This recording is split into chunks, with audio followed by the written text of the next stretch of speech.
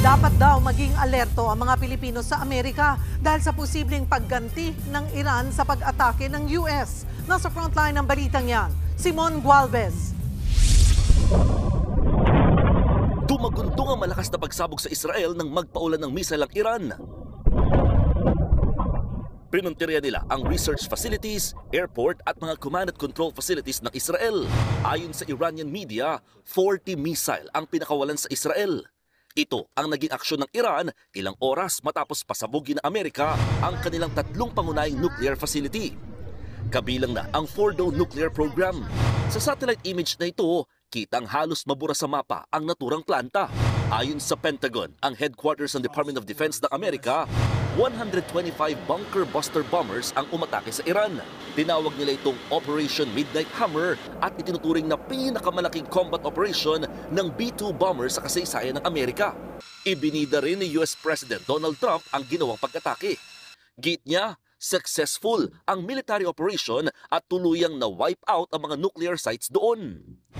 Our objective was the destruction of Iran's nuclear enrichment capacity and a stop to the nuclear threat posed by the world's #1 state sponsor of terror.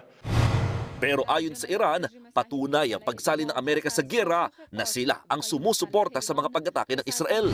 Nagpadala na rin sila ng sulat sa United Nations para kundinahin ang pambobomba ng Amerika.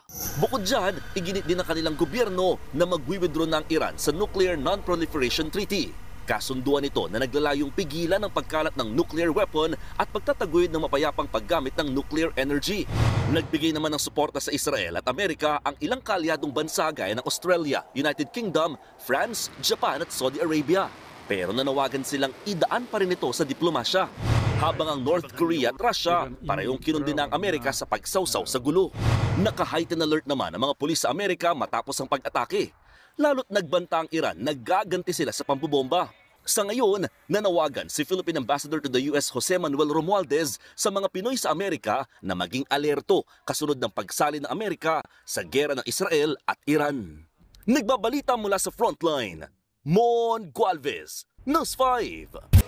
Mga kapatid, Cheryl Cosim po, huwag maging huli at maging una sa lahat sa balitaan. Para sa tuloy-tuloy na talakayan sa Frontline, mag-follow at mag-subscribe sa social media pages ng News 5.